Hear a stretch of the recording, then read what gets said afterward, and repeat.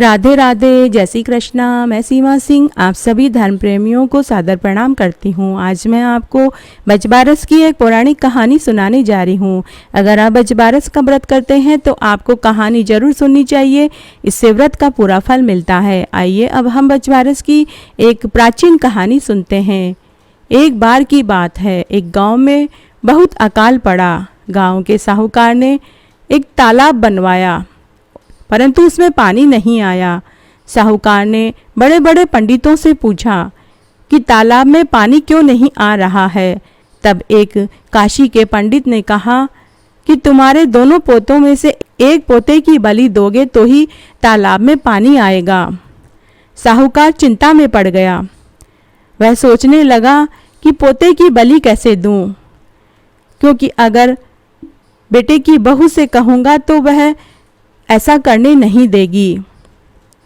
तब साहूकार अपनी बेटे की बहू से बोला कि बहू, तुम्हारे पीहर से बुलावा आया है, तुम छोटे पोते हंसराज को लेकर वहां चली जाओ और बछराज को यहीं छोड़ जाओ। बहू पीहर चली गई। पीछे से बछराज की बलि दे दी गई। तब बलि देने से तालाब में खूब सारा पानी आया। अब साहूकार ने तालाब पर बहुत बड़ा यज्ञ किया। पूरे गांव को जीवन के लिए बुलवाया गया, परंतु बहू के पीहर से किसी को नहीं बुलाया। तब बहू के भाई ने कहा कि बहन, तेरे यहाँ बहुत बड़ा उत्सव हो रहा है, पूरे गांव को जीवन का न्योता दिया गया है, लेकिन तुझे भी नहीं बुलाया और हमें भी नहीं बुलाया। तब बहन ने कहा कि भैया, घर में बहुत काम है, इसलिए भूल गए होंगे। मैं तो घर वाली हूँ, मैं तो बिना बुलाए भी जा सकती हूँ। बिना बुलाए जाने में किस बात की शर्म, मैं अपने घर जा रही हूँ। बहू घर आई।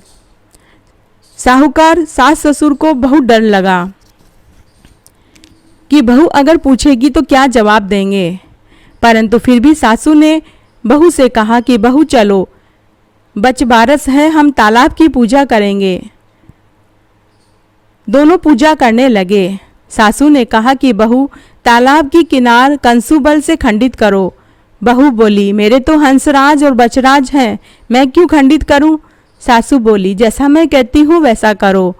तो बहू ने अपनी सास की बात मानते हुए किनार को खंडित किया और कहने लगी, आओ मेरे हंसराज, आओ मेरे बछराज, लड्डू खाओ। सास मनी मन भगवान से प्रार्थना करने लगी कि हे बजबारस माता, मेरी लाज रखना। भगवान की कृपा हुई। तालाब की मिट्टी में लिपटा हुआ बछराज और हंसराज दोनों दौड़ कर आए। बहू पूछने लगी कि सासू जी, ये सब क्या है? तो सास ने पूरी सच्चाई बताई और कहा कि भगवान ने मेरा सत रखा है, इसलिए माताएं गोबर की पाल का तालाब बनाती हैं और पूजा करती हैं और किनार खंडित करके उसके ऊपर लड्डू रखती है और अपने बेटे से उठवाने के लिए कहती है। तो इस तरह आज मैंने आपको बजबारस की एक पौराणिक कहानी सुनाई। आशा करती हूँ आपको जरूर पसंद आएगी। मेरे साथ बने रहने के लिए आपका धन्यवाद। आगे की कहानी के लिए भी आप मेरे साथ बने रहें। धन्यवाद।